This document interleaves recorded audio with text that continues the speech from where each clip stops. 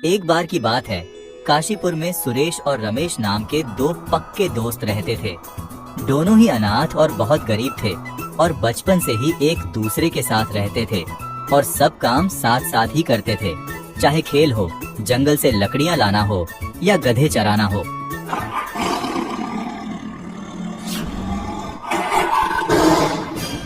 जल्दी से पेड़ पर चढ़ जाओ, लगता है शेर आ रहा है। सुरेश बहुत समझदार और संतोषी था, पर रमेश थोड़ा लालची था, जिसके कारण कई बार वो मुसीबत में फंस जाता था। पर सुरेश हमेशा रमेश को अपनी सूझबूझ से बचा लेता था। इसी तरह एक दिन दोनों जंगल में लकड़ी काटने गए थे। तभी अचानक उन्होंने घोड़ों की आवाज सुनी और जब उन्होंने उधर देखा तो देखा कि दो डाकू अपने घोड़े पर आ रहे हैं। ये देख दोनों डर गए। रमेश जल्दी से छुप जाओ, डाकू आ रहे हैं। डाकुओं को देखकर दोनों एक पेड़ के पीछे छुप गए और उन्हें देखने लगे। उन्होंने देखा कि दोनों डाकू एक झाड़ी के सामने आकर रुक गए और वहाँ रखे एक पत्थर को हटाया। पत्थर के हटते ही झाड़ियाँ हट गईं, जिसके पीछे एक गुफा थी। डाकुओं ने गुफा के बगल से एक पत्थर घुमाए और ऐसा करते ही गुफा खुल गई। सुरेश और रमेश ये देख हैरान हो गए। कुछ देर बाद दोनों डाकू गुफा से बाहर आए और गुफा को पहले की तरह झाड़ियों से छुपाकर चले गए। उनके जाने के बाद सुरेश और रमेश बाहर आए। जरूर इस गुफा में डाकुओं का लूटा हुआ खजाना होगा, चलो जाकर देखते हैं। नहीं नहीं, अगर डाकुओं को पता चल गया तो वो हमें छोड़ेंगे नहीं। कुछ नहीं होगा, मुझ पर भरोसा रखो, चलो मेरे साथ। सुरेश के मना करने पर भी रमेश उसको अपने साथ गुफा में ले गया और जैसे ही दोनों गुफा में घुसे, उन्होंने देखा कि गुफा के अंदर ढेर सारे हीरे जवाहरात, सोने के सिक्के और गहने रखे थे। दोनों ये देखकर हैरान हो गए। देखा, मैंने कहा था ना, अगर ये खजाना हमें मिल जाए तो हमारी गरीबी तुरंत दूर हो जाएगी। पर अगर डाकुओं को पता चल गया तो? कैसे पता चलेगा? यहाँ दूर दूर तक कोई नहीं है। जब तक डाकू वापस आएंगे हम यहाँ से खजाना लेकर जा चुके होंगे। नहीं, अगर हम सारा खजाना एक ही साथ ले जाएंगे तो वो कहीं से भी हमें खोज ही निकालेंगे। आखिर वो डाकू हैं। पर मेरे पास एक योजना है जिससे हमारी गरीबी भी दूर हो जाएगी और उन्हें पता भी नहीं चलेगा। हम रोज एक एक सोने का सिक्का यहाँ से ले जाएंगे। इससे उन्हें कभी पता नहीं चलेगा कि हमने यहाँ से कुछ चुराया है। पर उससे तो हमें अमीर बनने में काफी दिन लग जाएंगे। हाँ, पर कम से कम पकड़े तो नहीं जाएंगे। लालच बुरी बला होती है रमेश, ज्यादा लालच मत करो। सुरेश ने किसी तरह रमेश को समझाया और उस दिन के बाद वो रोज छुपकर गुफा के बाहर इंतजार करते और जैसे ही डाकू अपनी गुफा से बाहर जाते, दोनों अंदर जाकर एक एक सोने का सिक्का ले आते। कुछ दिनों तक यूं ही चलता रहा, लेकिन रमेश के मन में लालच आ गया। वो किसी भी तरह गुफा का सारा खजाना लेना चाहता था। इसलिए एक दिन उसने एक योजना बनाई और अगले दिन अपने गधे को लेकर गुफा से सिक्का लेने आया। रमेश, अपने गधे को साथ क्यों लाए हो? कहीं कुछ गड़बड़ हो गई तो? वो मेरे पैर में दर्द है, अगर चल नहीं पाऊंगा तो इस पर बैठ जाऊंगा, इसलिए ले आया। क्या? फिर तो ऐसी हालत में गुफा में जाना खतरे से खाली नहीं होगा। तुम्हारा पैर ठीक होने के बाद आएंगे। चलो वापस चलते हैं। ना, नहीं, मेरा गधा किस दिन काम आएगा? ठीक है, चलो इंतजार करते हैं। दोनों दोस्त गुफा के बाहर छुपकर इंतजार करने लगे। थोड़ी देर बाद डाकू अपने घोड़ों पे बड़ी बड़ी बोरियों में लूट का सामान लेकर आए और गुफा के अंदर चले गए। लगता है आज इन्होंने कोई बड़ी लूट की है, ढेर सारा खजाना मिलेगा। उससे हमें क्या, हमें तो सिर्फ एक सिक्के से मतलब है। हाँ हाँ बिल्कुल। थोड़ी देर में डाकू लूट का सामान अंदर रखकर बाहर आए और वहाँ से चले गए। उनके जाते ही दोनों दोस्त गुफा के अंदर गए और सुरेश ने जल्दी से एक सिक्का उठा लिया। पर रमेश की योजना कुछ अलग थी। वो अपने गधे पर रखे बोरियां खोलने लगा। रमेश, तुम क्या कर रहे हो? जल्दी से अपना अपना सिक्का लेकर यहाँ से निकलते हैं। नहीं, ऐसे एक एक सिक्के लेने से कुछ नहीं होगा। आज मैं जितना हो सके उतना खजाना लेकर जाऊंगा, इसीलिए तो ये गधा लेकर आया हूँ। तुम भी जितना खजाना उठा सके उठा लो। लालच बुरी बला है, ऐसा मत करो वरना पकड़े जाओगे। जब कोई हमें देखेगा ही नहीं तो पकड़े कैसे जाएंगे? सुरेश के बहुत समझाने पर भी रमेश नहीं माना और अपनी बोरियों में ढेर सारा खजाना भर के गधे पर लाद दिया और दोनों वहाँ से बाहर निकले। रमेश बहुत खुश था, लेकिन तभी ज्यादा वजन होने की वजह से उसका गधा थक कर रास्ते में ही बैठ गया। बहुत कोशिश करने के बाद भी गधा नहीं उठा। ये देख दोनों घबरा गए। अब हम क्या करें? ये गधा तो उठ ही नहीं रहा। कहीं डाकू आ गए तो? मैं कहता हूँ ये खजाना यहीं छोड़कर भाग जाते हैं, कम से कम जान तो बच जाएगी। मैं खजाना नहीं छोड़ूंगा। तो बहुत जल्दी है। ठीक है, तुम यहीं रुको, मैं जल्दी से अपना गधा लेकर आता हूँ। सुरेश रमेश को वहीं छोड़कर अपना गधा लाने चला गया। तभी पीछे से डाकू अपनी गुफा में आ गए और खजाने की चोरी देख गुस्से से आग बबूला हो गए। तभी उनकी नजर गधे के पैरों के निशान में पड़े। जरूर चोर उधर ही गया होगा, उसका पीछा करते हैं। डाकू पैरों के निशान का पीछा करते हुए रमेश तक पहुंच गए और उसके पास खजाना देखकर उसे बंदी बना दिया। तुम्हारी इतनी हिम्मत कि तुम हमारा खजाना चुराओ? मुझे माफ कर दो, गलती हो गई। गलती की कोई माफी नहीं है। अब तुम जिंदगी भर हमारे कैद में रहोगे। ले चलो इसे। डाकू रमेश को अपने साथ ले गए और गुफा के अंदर बांध दिया। उसे वहाँ छोड़कर वो गुफा बंद करके वहाँ से चले गए। रमेश मदद के लिए चिल्लाता रहा, पर उसकी आवाज सुनने के लिए वहाँ कोई नहीं था। उसे सुरेश की बात न मानने का पछतावा हो रहा था। सुरेश की बात न मानकर बहुत बड़ी गलती कर दी मैंने, और अपने लालच के कारण आज इतनी मुसीबत में फंस गया। इधर जब सुरेश वापस आया तो रमेश को वहाँ न पाकर समझ गया कि जरूर वो डाकुओं के हाथ लग गया। लगता है मेरे दोस्त को डाकू ले गए, पर मेरे रहते उसे कुछ नहीं हो सकता। सुरेश ने अपने दोस्त को बचाने की ठान ली और अगले दिन गुफा के बाहर डाकुओं के जाने का इंतजार करने लगा। और जैसे ही वो गुफा से बाहर गए, वो तुरंत गुफा के अंदर गया और रमेश को खोलकर आजाद कर दिया। दोनों अपनी जान बचाकर वहाँ से भागे। मुझे माफ कर दो दोस्त, अब मैं समझ गया हूँ कि लालच बुरी बला होती है। अगर मैं पहले ही तुम्हारी बात मान लेता तो आज ऐसी मुसीबत नहीं आती। कोई बात नहीं, मुझे खुशी है कि अब तुम ये बात समझ चुके हो। और अब मुझे कोई सिक्के नहीं चाहिए, जान से ज्यादा कीमती कुछ भी नहीं होता। सही कहा। बहुत समय पहले की बात है। फूलपुर में एक बहुत बड़ा फलों का बगीचा था, जहाँ से वहाँ के व्यापारी फल लेकर मंडी में बेचते थे। उसी मंडी में पूजा नाम की लड़की भी फल बेचने आया करती थी, पर उसे मंडी के कुछ व्यापारी पसंद नहीं करते थे और उसका कारण था पूजा का अच्छा व्यवहार, जिसके कारण ज्यादा से ज्यादा ग्राहक उसके पास फल खरीदने जाते थे और इसीलिए वो लोग पूजा के लिए तरह तरह की दिक्कतें पैदा करते थे, जिसकी वजह से उसको बेचने के लिए फल मिलते नहीं थे। ये पूजा अगर बगीचे में मेरे से पहले पहुंच गई तो फल लेकर मंडी चली जाएगी, फिर सब इसी से फल खरीदेंगे। मुझे इसे किसी भी तरह रोकना होगा। हाँ, ये तरीका सही रहेगा। कोई है? कोई मेरी मदद करो, मदद करो। क्या हुआ काका? देखो ना बेटी, मेरा बैल भाग गया है और मैं अपनी बैलगाड़ी छोड़ के उसके पीछे नहीं जा सकता। मेरी मदद कर दो, मेरे बैल को वापस ले आओ। तुम्हारा बहुत एहसान होगा। हाँ हाँ काका, क्यों नहीं। महेश ने ऐसी चाल चली कि पूजा उसके जाल में फंस गई। उसने जानबूझकर अपने बैल को भगा दिया और पूजा को उसके पीछे भेज दिया ताकि वो समय पर बगीचे में न पहुंच सके।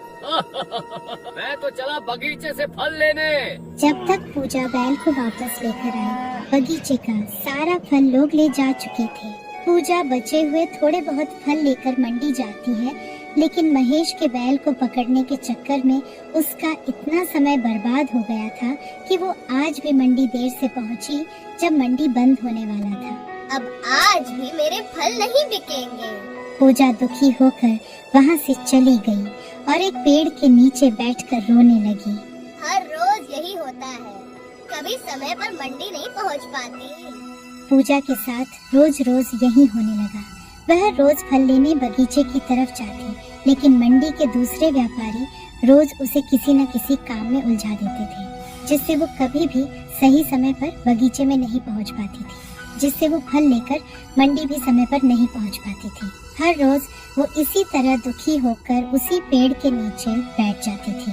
पूजा बहुत दुखी थी। तभी अचानक उसे पीछे से एक आवाज सुनाई दी। पूजा, पूजा, अचानक से आवाज सुनकर पूजा चौंक गई और जैसे ही उसने पीछे मुड़कर देखा तो वो डर गई, क्योंकि उससे वही पेड़ बात कर रहा था जिसके नीचे वो बैठी थी। डरो मत पूजा, तुम बोल कैसे सकते हो? मैं एक जादुई पेड़ हूँ और मैं तुम्हारी मदद करना चाहता हूँ। जादुई पेड़? हाँ, और मैं तुम्हारी परेशानी जानता हूँ कि कैसे तुम्हें लोग बगीचे में पहुँचने से रोकते हैं। वह तुम्हारी मदद करने के स्वभाव का गलत फायदा उठाते हैं, इसीलिए मैं तुम्हारी मदद करूँगा। मदद? पर कैसी मदद? तुम्हें मंडी में बेचने के लिए फल चाहिए ना, वो मैं तुम्हें दूंगा, वो भी जितनी और जैसे फल चाहो उतनी। पर आप पर तो एक फल भी नहीं लगा है। वो भी आ जाएंगे। जैसे ही पेड़ ने ऐसा कहा, उस पेड़ में तरह तरह के फल आने लगे। पूजा ये देख आश्चर्यचकित हो गई। पूजा, तुम रोज जितने चाहो उतने फल मुझसे ले जा सकती हो। इससे तुम मंडी समय पर पहुंचकर अपने फल आराम से बेच सकती हो। पूजा ये देख के खुश हो गई। अब वो रोज उस पेड़ के पास जाती थी और अपनी पूरी टोकरी तरह तरह के फलों से भरकर मंडी में बेचने चली जाती थी। उसके फल इतने ताजे और खूबसूरत रहते थे कि सारे लोग उसी से फल खरीदने लगे। ये देखकर बाकी व्यापारियों को जलन होने लगी। महेश को पूजा पर शक होने लगा, क्योंकि अब वो फल लेने बगीचे में भी नहीं जाती थी। इतने सारे ताजे फल पूजा को रोज कहाँ से मिलते हैं? अब ये बगीचे में भी नहीं जाती। जरूर कोई बात है, इसका पीछा करने से ही असली बात का पता चलेगा। अगले दिन महेश ने पूजा का पीछा किया और उसने देखा पूजा फिर से उसी पेड़ के पास जाकर उससे बातें करने लगी। पेड़ भाई, मैं फल लेने आ गई, कृपया मुझे ढेर सारे फल दे दो। ऐसा बोलते ही पेड़ में ढेर सारे फल आ गए।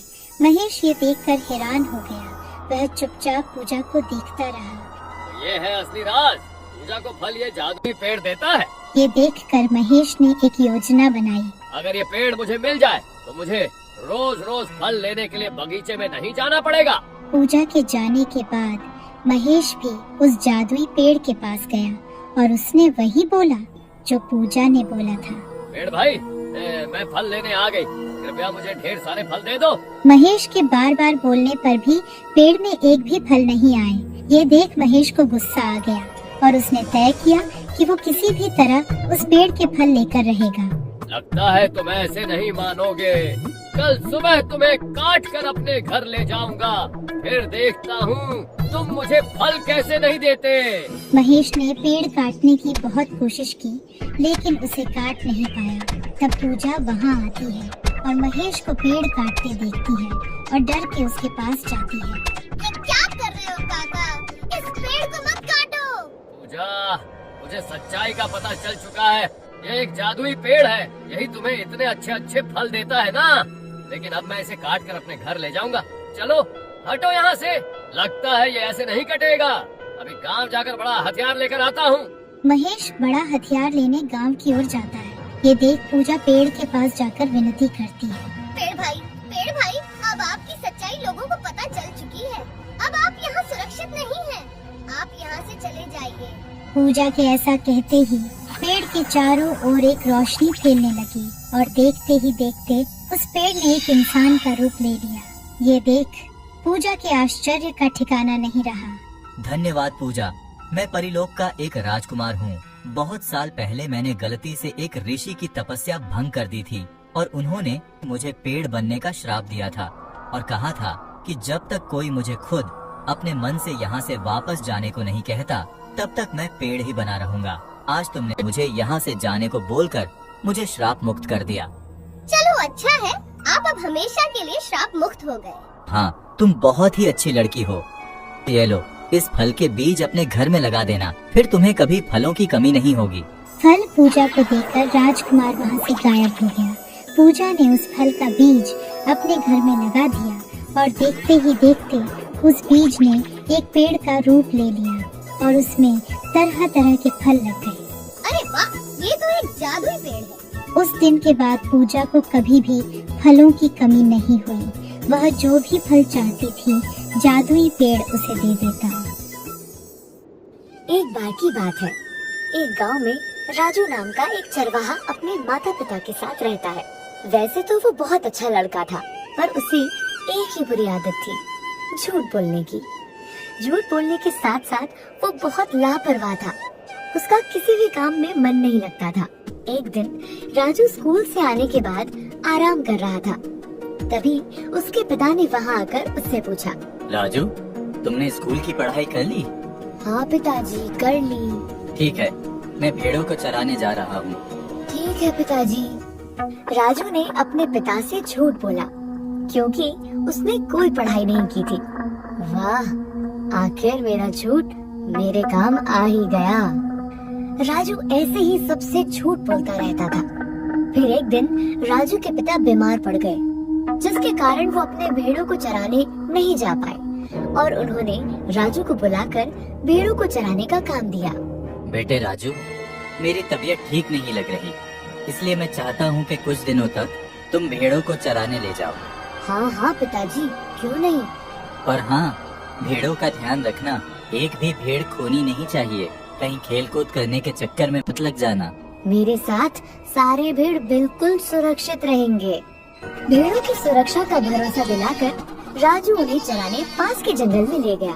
उसने जंगल जाकर भेड़ों को चरने के लिए छोड़ दिया और खुद एक पेड़ के नीचे बैठ उन्हें देखने लगा। लेकिन थोड़ी ही देर में उसका मन ऊब गया। राजू को कुछ समझ में नहीं आ रहा था कि क्या करे। तभी उसकी नजर पास के खेत में काम करते कुछ लोगों पर पड़ी। उसने उन्हें देख उनसे मस्ती करने की सोची ताकि उसका मनोरंजन हो पाए। तभी उसके दिमाग में एक योजना आई और उसने जोर से चिल्लाना शुरू किया, भागो भागो, भेड़िया आया, कोई मुझे बचाओ, भेड़िया आ गया। राजू की आवाज सुन खेत में काम करने वाले लोग घबरा गए और सब काम छोड़कर राजू को बचाने के लिए उसकी तरफ डंडे, फावड़ा और जो भी उन्हें मिल सका लेकर भागे। पर जब वो राजू के पास पहुँचे तो उन्होंने देखा कि वहाँ कोई भेड़िया नहीं है और राजू उन पर हंस रहा है। राजू, कहाँ है भेड़िया और तुम हंस क्यों रहे हो? अरे कोई भेड़िया नहीं है, मैं तो मजाक कर रहा था। राजू, ये भी कोई मजाक करने की बात है? हमें लगा तुम मुसीबत में हो, इसलिए हम सब काम छोड़कर तुम्हें बचाने आए और तुम झूठ बोल रहे थे। ये आदत ठीक नहीं है। हाँ हाँ ठीक है, समझ गया। अब आगे से नहीं करूँगा। गांव वाले वहाँ से चले गए। अगले दिन फिर राजू अपने भेड़ों को लेकर जंगल में गया और उसने फिर से अपने मनोरंजन के लिए वही योजना अपनाई। ओ भागो भागो, भेड़िया आया, कोई मुझे बचाओ, भेड़िया आ गया। राजू की चीख सुनकर फिर से गांव वाले अपना अपना काम छोड़कर राजू को बचाने आए। पर पिछली बार की तरह इस बार भी राजू झूठ बोल रहा था। वहाँ कोई भेड़िया नहीं था। राजू, ये बिल्कुल अच्छी बात नहीं है। तुम रोज रोज झूठ बोलकर हमारा काम खराब करते हो। इस तरह तो तुम्हारी बात पर कोई भरोसा नहीं करेगा। आप लोगों में इतनी समझ भी नहीं कि इस जंगल में कोई भेड़िया नहीं रहता। आप लोग बेवकूफ हो जो दौड़ते हुए आ जाते हो। पर एक बात कहूँ, आप लोगों की बेवकूफी देखकर मुझे तो बड़ा मजा आया। चलो चलो, इसे तो समझाना ही बेकार है। अगले दिन राजू फिर से अपने भेड़ लेकर उसी जंगल में उन्हें चराने गया और उसने फिर से गांव वालों के साथ मस्ती करने की सोची। राजू अपनी योजना के अनुसार चिल्लाने ही जा रहा था, तभी उसने सामने झाड़ियों में कुछ हलचल देखी। वो रुक गया और ध्यान से उधर देखने लगा। तभी झाड़ियों को चीरता हुआ सच में एक भेड़िया वहाँ आ गया और राजू के सामने खड़ा हो गया। राजू ये देखकर डर गया। बचाओ बचाओ, भेड़िया आया, जल्दी कोई बचाओ, ये भेड़िया ये मुझे खा जाएगा। राजू अपने प्राण बचाने के लिए पेड़ पर चढ़ के चिल्लाने लगा। अरे सुनो, वो राजू फिर से भेड़िया आया चिल्ला रहा है।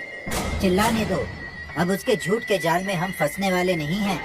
चुपचाप अपना काम करो। सही कहा। अगर वहाँ गए तो फिर से हमें देख के हंसेगा और हमारा मजाक उड़ाएगा। उधर राजू मदद के लिए चिल्लाता रहा, पुकारता रहा, लेकिन गाँव वालों ने उसकी बात को फिर से मजाक समझकर जाना जरूरी नहीं समझा। इधर भेड़िया राजू के भेड़ों की तरफ बढ़ता जा रहा था। राजू असहाय होकर भेड़िए के ऊपर चिल्लाने लगा, कोई तो बचाओ, ये भेड़िया मेरे भेड़ों को खा जाएगा। राजू के चीखने चिल्लाने का कोई असर न भेड़िए पर पड़ा न गांव वालों पर। और देखते ही देखते भूखे भेड़िए ने राजू के भेड़ों पर हमला कर दिया और उन्हें एक एक करके खा गया। राजू ये सब पेड़ के ऊपर से देखता रहा, पर अपने भेड़ों को बचाने के लिए कुछ नहीं कर पाया। राजू को उसकी झूठ बोलने की आदत भारी पड़ गई, जिसे उसे अपने भेड़ों के प्राणों से चुकाना पड़ा। भेड़िया राजू के भेड़ों को अपना भोजन बनाकर वहाँ से जाने लगा। तभी एक गांव वाले की नजर उस पर पड़ी। अरे वो देखो, ये तो सच का भेड़िया आ गया। कहीं राजू सच में तो मुसीबत में नहीं? चलो। गांव वाले राजू को बचाने के लिए भागे, लेकिन तब तक बहुत देर हो चुकी थी। भेड़िए ने राजू के सारे भेड़ खा लिए थे और राजू डरा सहमा पेड़ के ऊपर बैठा था। गांव वाले राजू को पेड़ पर देख चिल्लाए, क्या हुआ राजू, पेड़ पर क्यों चढ़े हो? भेड़िए के डर से, उसने हमारे सारे भेड़ खा लिए। अरे तो इसलिए तुम चिल्ला रहे थे? हमें तो लगा कि आज भी हमेशा की तरह झूठ बोल रहे हो, इसलिए कोई तुम्हारी मदद के लिए नहीं आया। इसलिए मैंने तुम्हें समझाने की कोशिश की थी। अगर तुम रोज रोज मजाक के नाम पर झूठ नहीं बोलते, आज तुम्हारे भेड़ जिंदा होते। राजू को मन ही मन बहुत दुख हुआ और उसे ये बात समझ में आ गई कि झूठ बोलने का परिणाम बुरा ही होता है।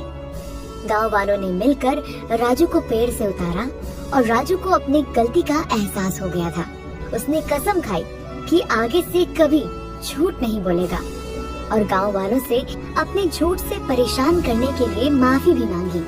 मुझे माफ कर दीजिए, मैंने झूठ बोलकर बहुत बड़ी गलती कर दी। मुझे ऐसा नहीं करना चाहिए था। मैं आप सबसे वादा करता हूँ कि अब से कभी किसी से झूठ नहीं बोलूँगा। और इस घटना से राजू को ये भी समझ में आ गया कि झूठ बोलने की वजह से हम लोगों का विश्वास खो देते हैं और समय आने पर कोई हमारी मदद नहीं करता। इसलिए हमें कभी झूठ नहीं बोलना चाहिए।